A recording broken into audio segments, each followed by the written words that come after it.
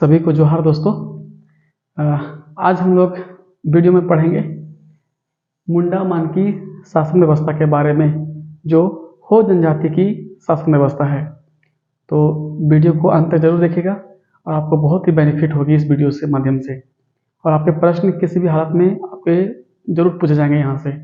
तो आप ध्यानपूर्वक अब वीडियो को अंत तक जरूर देखिएगा, ठीक है। तो हम लोग कुछ इसमें जो है मुंडा मानकी शासन व्यवस्था में कुछ हम लोग हो जनजाति के बारे में कुछ मुख्य बातें के बारे में जान लेते हैं। जिस समय आपको हम पढ़ाए थे मुंडा शासन व्यवस्था, जिस समय आपको हम पढ़ा रहे थे, तो उसमें हम आपको बताए थे कि मुंडा जनजाति, जो मुंडा जनजाति है, ये मुंडा जनजाति है ना, मुंडा जनजाति का जो आगमन झारखंड में हुआ था, ये यूपी के आजमगढ़ से हुआ था। यूपी के आजमगढ़ से झारखंड में प्रवेश हुआ था।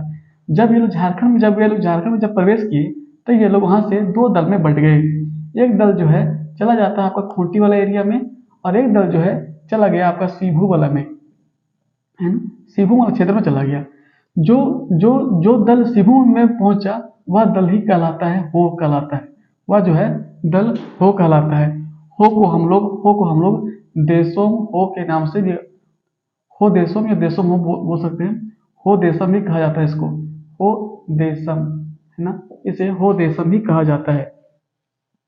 अब देखिए, जब झारखंड में, जब सीभू में हो लोगों ने प्रवेश कर दिया, तो जाहिर सी बात है कि हो जनजाति जो है मुंडा का ही एक शाखा है, जो हो कहलाया।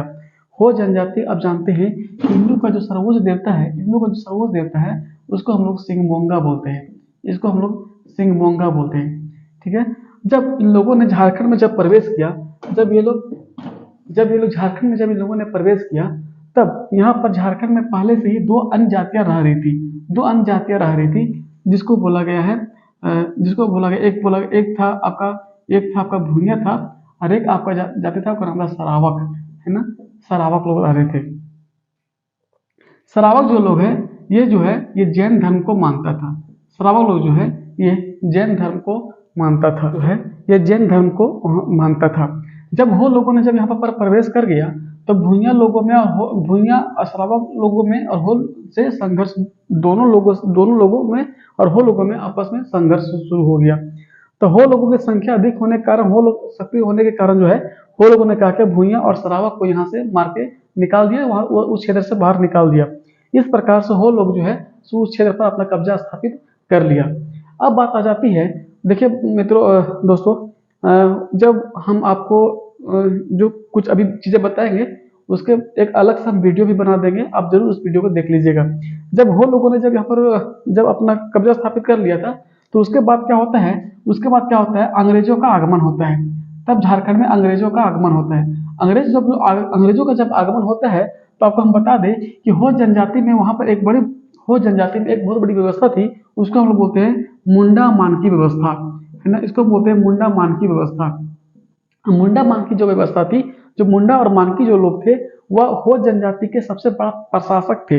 मतलब वहाँ के जो हम बोल सकते हैं कि वहाँ के जो प्रशासन का जो देख रेख करता था, मतलब अब जो भी चीजें हम समस्याओं का निपटारा हम बोल सकते हैं, जो चीजें करते थे, वो मुंडा मानकी के द्वारा ही किया जाता था। अब जब अंग्रेजों ने प्रवेश कर लिया उस क्षेत्र में, तो अंग्रेजों ने यह सोचा कि क्यों ना हम अपनी व्यवस्था को चलाएं। अंग्रेजों ने सोचा कि हम अपनी व्यवस्था को चलाएंगे, हम अपना कानून चलाएंगे। तब हो लोगों ने इसका विरोध किया, और हो लोगों ने बोला कि हमारी जो व्यवस्था है, मुंडा मान की जो व्यवस्था है, उसी पर अड़ी रहेंगे, हम लोग अंग्रेजों की बात नहीं मानेंगे। तब क्या हो गया, तब क्या हो गया, अंग्रेजों में हो लोगों में काफी संघर्ष हुई। तो जब संघर्ष जब हुई, तो यही आंदोलन जो है आगे चल करके जो है एक विद्रोह होता है, उस विद्रोह का नाम था कोल विद्रोह। एक विद्रोह होता है, कोल विद्रोह होता है, जो हुआ था आपका 1831-32 में। 1831-32 में आपका कोल विद्रोह होता है। कोल विद्रोह के दौरान ही एक नया रेगुलेशन आता है। उस रेगुलेशन 13 आता है। नया रेगुलेशन आता है, उसको हम बोलते हैं रेगुलेशन 13। रेगुलेशन 13 में एक नया, हो जनजाति लोगों के बीच एक नया प्रांत का उदय होता है, जिसको बोला गया था दक्षिण पश्चिम, है ना, दक्षिण पश्चिम सीमा प्रांत। दक्षिण पश्चिम सीमांत एजेंसी नाम था उसका, दक्षिण पश्चिम सीमांत एजेंसी। और दक्षिण पश्चिम सीमांत एजेंसी का जो गठन हो गया और इसका जो प्रशासक बनाया गया था इसका कैप्टन विल्किंसन, कैप्टन विल्किंसन को बनाया गया था, कैप्टन विल्किंसन को बनाया गया था। ठीक है, तो कैप्टन विल्किंसन जो है इस प्रकार से उन लोगों ने, कैप्टन विल्किंसन ने मुंडा मांगी की व्यवस्था को, जो मुंडा मांगी की व्यवस्था को संजो कर रखा। बोला कि जो इनका अपना मतलब जो शक्ति है इसकी छीनी नहीं जाएगी और इनका जो काम है वो अपना काम करेगा।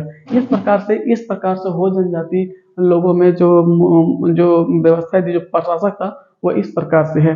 पहला जो प्रशासक है उसको हम बोलते हैं मुंडा। आप जानते हैं कि हो जनजाति में जो गांव की जो प्रधान होता था उसको मुंडा होता था और मुंडा का काम था कर वसूलना, भू राजस्व इकट्ठा करना और अपने गांव को उन कर को जो है वसूली करने का काम करता था। और मुंडा क्या करता था, जो गांव में जो कर वसूलता था वह कर वसूल करके, कर को इकट्ठा करके जो है वो मानकी को सौंप देता था।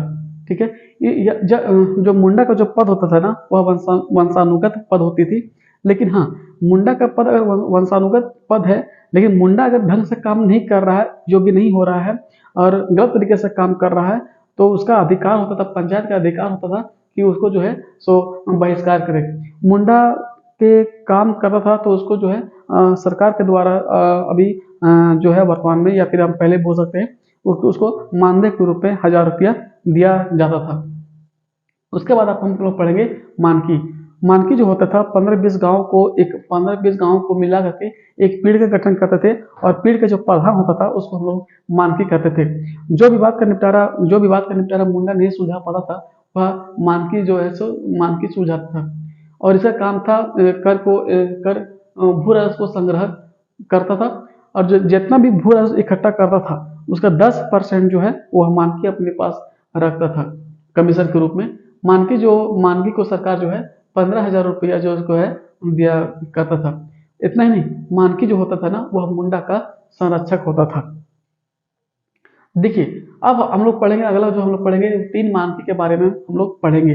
जो विवाद का निपटारा मुंडा और मानकी मुंडा के द्वारा नहीं हो पा रहा है ना, एक मानकी के द्वारा नहीं हो पा रहा है तो इस विवाद को जो है 3 मानकी के पास भेज दिया जाता था। वह अंतिम और सर्वमान्य मानी जाती थी। हो जनजाति का जो है यह सबसे सर्वोच्च संस्था थी। हम लोग अगला पढ़ेंगे हम लोग डकवा के बारे में पढ़ेंगे। जो डकवा क्या करता था, डकवा जो है वह मुंडा का सहायक होता था और सरकार इसे जो है 500 रुपया मानदेय के रूप में देती थी। गांव के संदेशवाहक के रूप में यह काम करता था और गांव में अगर कुछ विवाद उत्पन्न हो गई तो यह मुंडा तक पहुंचाता था। डकवा का यही काम था।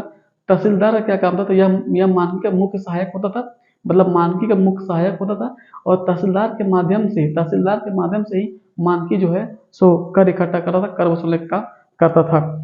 अब हम लोग पढ़ेंगे दीवड़ी के बारे में। दीवड़ी क्या होता था कि जिस प्रकार से आप जानते हैं कि पाहन जिस प्रकार से पूजा पाठ करने का काम करता था, ठीक उसी प्रकार से हो जनजाति में मुंडा मानकी शासन व्यवस्था में जो दीवड़ी जो है ये भी जो है हो जनजाति में पूजा पाठ करते थे। मतलब अर्थात हम कह सकते हैं कि धार्मिक क्रियाकलापों का ये काम करता था। अगला हम लोग पढ़ेंगे कोल्हान अधीक्षक। मतलब यह एक तरह का सरकारी स्तर पर कोल्हान एवं पोरहट में अधिकारी होता था, जिसे कोल्हान अधीक्षक कहा गया है। यह मुंडा एवं मानकी के अधिकारों का निरीक्षण करता था। मतलब मुंडा ढंग से काम कर रहा है कि नहीं, मानकी सही से काम कर रहा है कि नहीं, ये जो है इनके कामों का निरीक्षण करता था। और कोल्हान जो अधीक्षक है वो उपायुक्त के नियंत्रण में जो है सो वो काम करता था। इस प्रकार ये जो है यहाँ से आपका एक प्रश्न आपके रहेंगे यहाँ से, तो आप इसको अच्छे से पढ़िएगा। देखिए यार, एग्जाम हो, अगर आपको लगता है एग्जाम जो क्या बोलते हैं जेपीएससी कमर कस लिया है, एग्जाम उनकी लेने के चांस ज़्यादा है।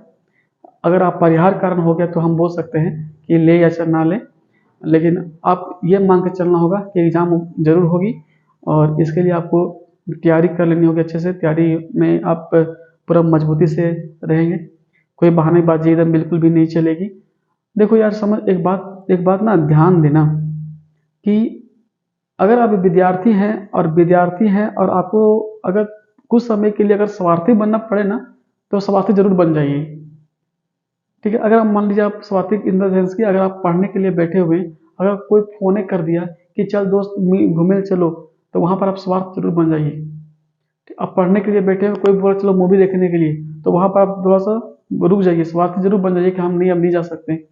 तो स्वार्थी आपको वहाँ पर आपको ये जो है बहुत ही बेनिफिट साबित होगा। तो बहुत बहुत धन्यवाद, आप इसे जरूर पढ़िएगा और थैंक यू सो मच।